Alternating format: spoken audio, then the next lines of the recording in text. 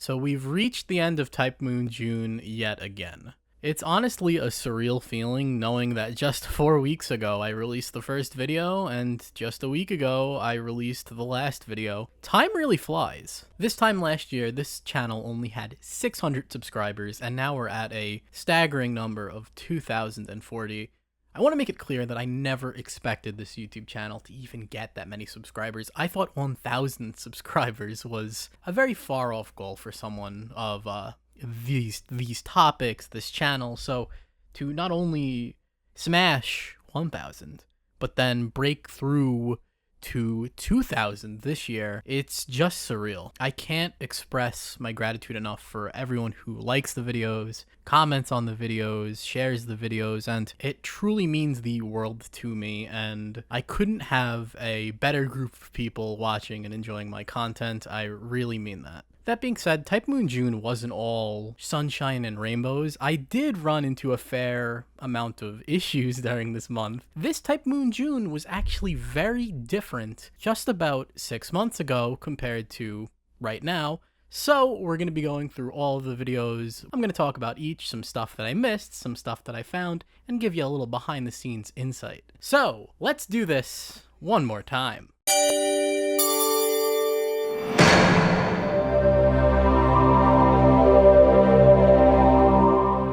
Type Moon June started with weird fighting games, Glove on Fight. Originally, this video was going to be released in January. Under Night in Birth 2 was coming out at the time. I was going to talk about each of French Bread's fighting games, their history, and then all leading up to a review of Under Night in Birth 2. Ultimately, I decided not to do that as I felt it was really forced and I didn't really have passion behind it, you know?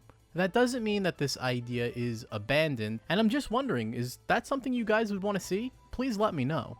After I scrapped the French bread idea, I then moved the video to February, but then I realized, wait a minute, this is prime Type Moon June material, and thus it became the first episode of Type Moon June. In the video, I mentioned a doujin fighting game magazine that had some claims about Glove on Fight's development. Well, I looked high and low to try to find a copy of this magazine in the usual places, usually on Japanese import sites, but to no avail. It's then when I took one last shot at putting the name of the magazine in English into eBay. And what do I find? A copy of the magazine being sold from Great Britain, of all places. Now, we're finally gonna get to see if what Wikipedia says is true, and who knows, maybe we'll find something else. So let's take a look. So this is Doujin Game Maniacs Volume 2. It has information not only on Type Moon content, but also a bunch of doujin games that were coming out at the time. However, there was a big focus on Type Moon, specifically around Melty Blood and Kagetsu Toya, as both were relatively new at the time of publishing. There's just a lot of cool stuff in this book, and I can't cover it all today in this video. This book is like a time capsule of a forgotten time. It was just really cool looking through it. And you'll never guess who showed up completely by accident. The strangest Melty Blood character, Seven, aka Nanako. I swear I didn't plan this to be like the joke from the Nanako video. This is totally coincidental. Anyway, let's get back on track here. Our focus is on the nearly 9-page interview about the creation of Melty Blood. In this interview, Kanoko Nasu, Takeshi Takeuchi, and some of Watanabe Productions' finest talk about how the idea for Melty Blood came about, what they originally wanted to do, the trials and tribulations of turning a visual novel into a fighting game, and a lot more. What we specifically want to know about is, did Glove on Fight really inspire Melty Blood? Was it really the Melty Blood prototype? Well, I've got the answer for you right here. If you turn to page 66, we have a quote from Nobuya Narita, the founder of Watanabe Productions. Mind you, this is machine translated. My Japanese isn't up to snuff yet. I'm still learning my hiragana and katakana, but here we go. but it was originally an experiment by programmers that would lead to Melty Blood. It may not be noticeable, but many of the technologies acquired through Glove on Fight have been transferred into Melty Blood. So there you have it, confirmation from the head of the studio themselves. I could honestly talk about this magazine forever. There is so much cool stuff in here. I could probably even make an entire Type Moon June out of it, but we've got a lot of ground to cover today, so we're gonna have to put this magazine down, for now. With that out of the way, the only other things I really have to say about Glove on Fight is a lot of people asked me to review its sequel, Glove on Fight 2, which seems to be a lot more popular than the first one.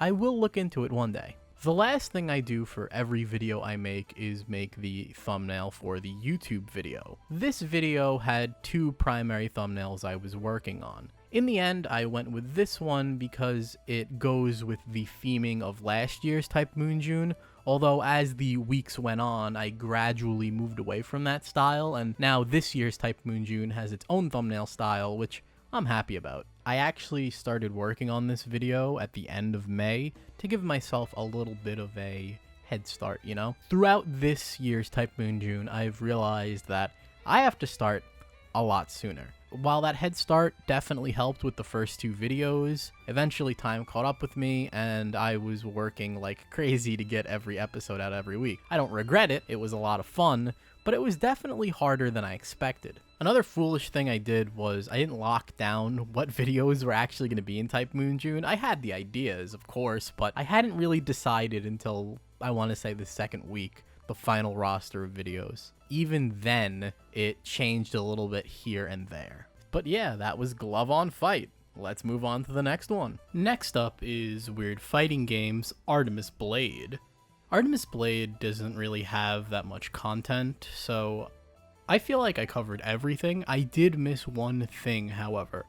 You can run backwards in Artemis Blade, and that immediately reminded me of JoJo's Bizarre Adventure, Heritage for the Future, because in that game, Joseph Joestar has a backwards run, and that's such a unique feature. Most fighting games don't have a fast-moving backward option because they want movement to be committal. I think that I now hold the record for the most viewed Artemis Blade YouTube video, which is quite the accomplishment, I guess. But really, jokes aside, that's what Weird Fighting Games is about. 6,000 people would never have known about Artemis Blade if I didn't make the video, and I really do love showcasing these fighting games no one talks about. Speaking of views, this was also the most viewed episode out of the entire Type Moon June catalog this year, and I mean, hey, they couldn't have picked a worst episode because Artemis Blade really is a very uninteresting fighting game, but it also probably has something to do with my channel having a stronger connection to the Melty Blood series than anything else. Unlike every other video this month, this thumbnail was the easiest to get down.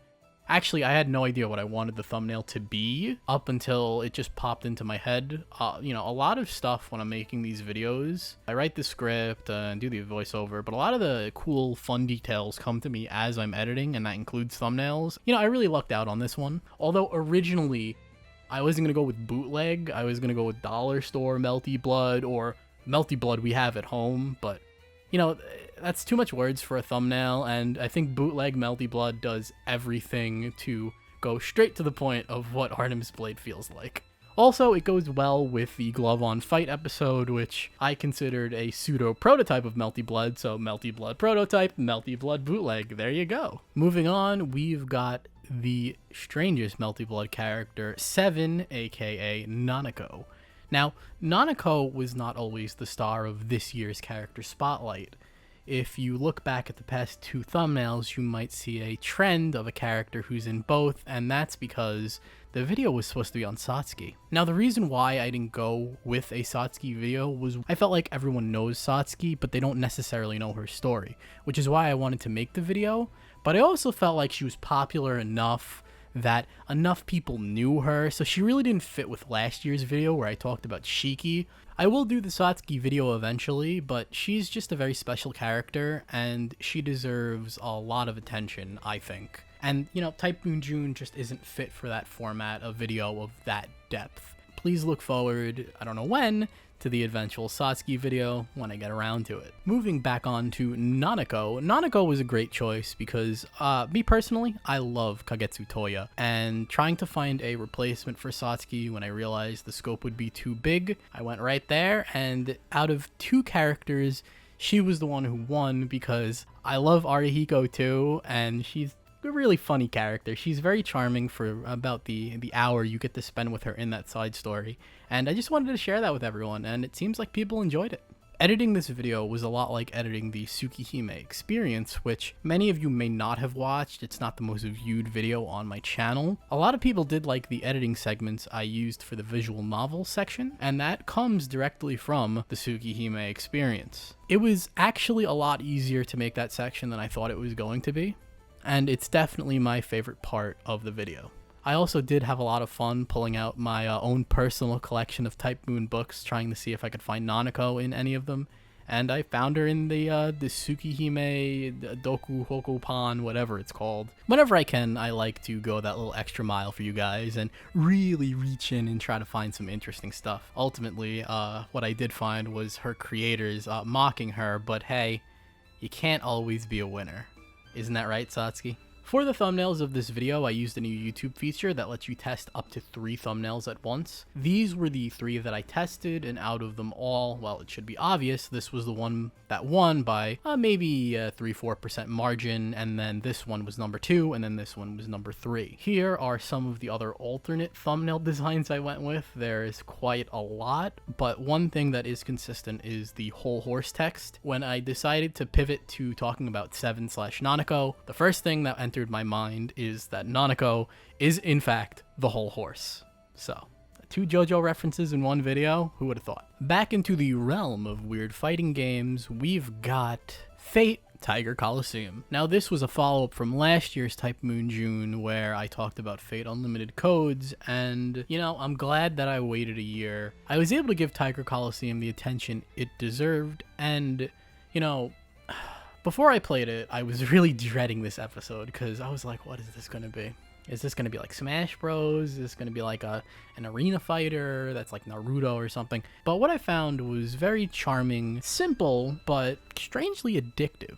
I really wish I had people to play this game with, because when you play against the AI, you can kind of feel it, you know? You can kind of see what they're going for. You can imagine how much fun this would be with like other players who could think and strategize and form alliances and try to screw each other over. It just seems like an overall fun time. There was one thing that I omitted from this episode, and that's that Fate Tiger Coliseum Upper has a link capability to Fate Tiger Coliseum. I have no idea what this link capability does because I was unable to use it, because to do it you need to have a copy of Fate Tiger Coliseum and a copy of Fate Tiger Coliseum Upper in your PSP. You have to click the link on Fate Tiger Coliseum Upper, take that disc out, put Fate Coliseum 1 in, and then the link happens, and then assumedly you get some extra features. I think it might be the story modes from the first Tiger Coliseum, although I'm not sure. I did a ton of research and no one could really confirm to me what the link actually does. So if you know, let me know in the comments, because I'm really interested to figure out what the heck it actually does.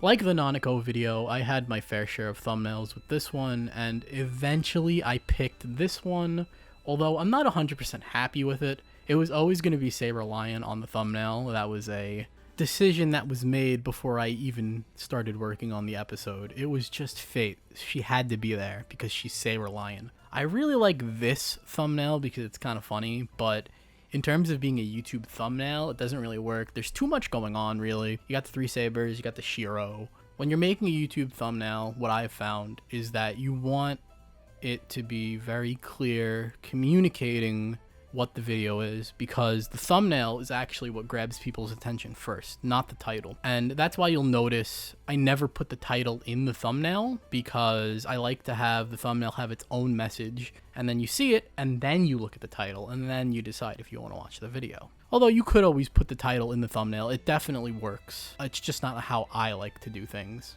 I should also probably mention this here since I'll really have no other place to mention this. Last year for the Fate Unlimited Codes video, I bought a copy of Type Moon Ace Volume 3. And I went in, I translated some of the pages, and unfortunately, there really wasn't anything too interesting there to be seen.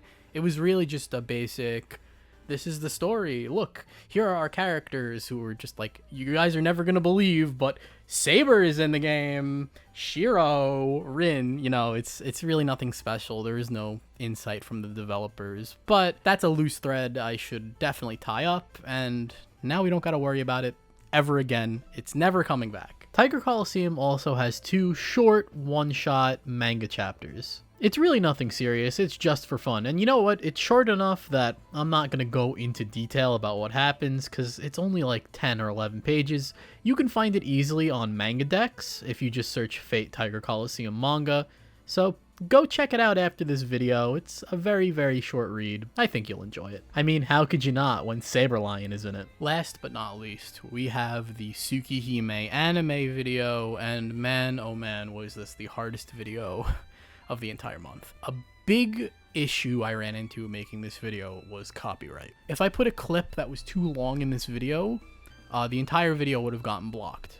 Not like they have ad revenue on my video. I don't really care about that. I don't make money off my YouTube channel anyway. This is a hobby. They would block the entire video worldwide. No one could watch it, and that's ridiculous. I got around this by making sure that every clip was 7 seconds max and using a multitude of screenshots while also not including any audio whatsoever. In the end, though, I was able to overcome the copyright system and tell the people about an anime they don't want to hear about. I actually had to take around 370 screenshots and I think around 200 sub clips to make the entire video. A goal of mine was to just not have like Melty Blood gameplay in the background. I have it in the beginning because I didn't want to go like show you screenshots of the anime before I started talking about it, so I had to put it there. Something that I should have said in the video that I say in the intro is like, you know, there is no Tsukihime anime, blah blah blah. At the end, I should have said that I want the meme to die, because if we continue to ignore the Tsukihime anime, we won't understand why certain adaptations are bad. Because you could point to an adaptation like Netflix Death Note or M. Night Shyamalan Avatar: The Last Airbender. Obviously you can see why those adaptations are bad, but if you show someone who doesn't know anything about Tsukihime Lunar Legend, they're not gonna know, and they're just gonna think Tsukihime sucks. So it's important that we acknowledge the Tsukihime anime exists and we learn from our mistakes, so moving forward, you know, Type Moon never has to deal with anything like that again. Although I'm terrified because people in the comments section are telling me that there's a Fate Stay Night anime by someone called Dean. I don't know who Dean is, but apparently that's also controversial, so maybe next year I'm gonna have to pay Dean a visit and see what he has to say about Fate Stay Night. The thumbnails for this video were actually the easiest of the entire month. I made these two, and there was an alternate variation with this one. I like the Arcoade thumbnail better than the Ciel thumbnail, but the Ciel thumbnail is more to the point and forward. I like the focus on her face and then the text on the left. It really encapsulates what I was going for with the video, which was to discuss the failings of the Tsukihime anime and address the there is no Tsukihime anime meme. Unfortunately, again, I really should have said the meme needs to die. It 100% needs to die. The Tsukihime anime exists and it's not very good, but you know what? That's okay, because Tsukihime is amazing, and if you don't want to read Tsukihime, the manga's right there, which I will get to eventually. There was also a lot of discussion about the show's soundtrack in the comments section, and people were like, oh, I can't believe you didn't like the soundtrack. I was gonna listen to it again for this video, but I just decided not to because I really don't want to go back to that show anytime soon after spending so much time on it. I'm gonna stand by my point from the original video, and that it just really didn't stand out to me, even the opening. I have very strange music tastes though, so that's not really too surprising to me. And that was Type Moon June 2024. I am extremely happy with how Type Moon June turned out this year. Likewise, I hope all of you enjoyed it as well. Out of all the videos this month, if I had to pick a favorite, it would be hard.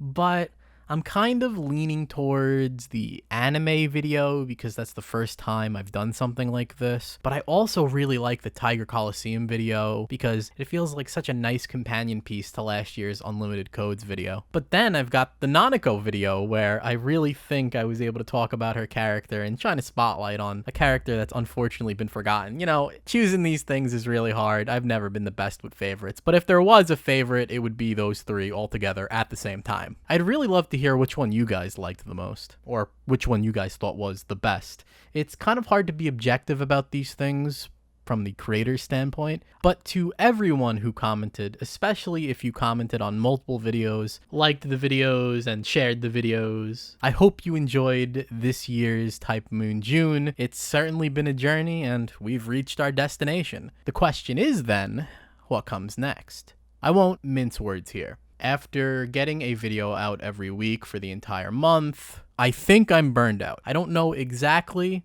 I just want to maybe take a week or two off between content creation, let those creative juices reflow, and then come back. I think it would just be best for me to just chill out for a little bit and not push myself too hard, even though I really want to. Now, certainly a lot of you have come to this channel for the first time because of Type Moon June, and I will continue making Type Moon content. I always do, but Type Moon is only the focus in June. If I did Type Moon all the time, it would be Type Moon year, and there's really nothing special about that. So what do we do here? Well, I mainly talk about fighting games, obscure fighting games. I also have a heavy focus on Melty Blood Type Lumina because it is my favorite fighting game on the market right now. That being said, Type Moon content will never fully go away, and in fact, I do believe my next Type Moon video is going to be a review of the Tsukihime remake and my perspective on it. To get that video done, I have to play through the entire remake, so that's going to take some time. First impressions, I'm really enjoying it, and if you do get the chance to pick it up, I highly recommend it. In general, I like to hear what you guys think, so if there are any videos, Type Moon or fighting game related, you guys would like to see me cover, I'd love to hear about it, because it's just a great source of inspiration.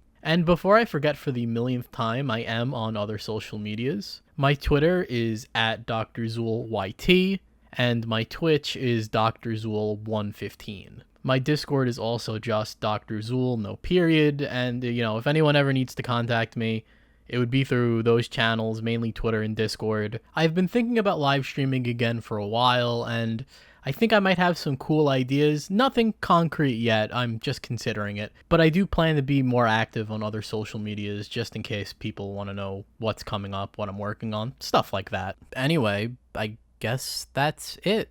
But once again, just gotta thank you guys for sticking around. I don't do this for money. I do this because it's my hobby, and I do this because I enjoy it. I just feel inclined to just continuously say, thank you guys so much. I truly appreciate you all. Anyway, I'm going to take a little bit of a break and come back better than ever.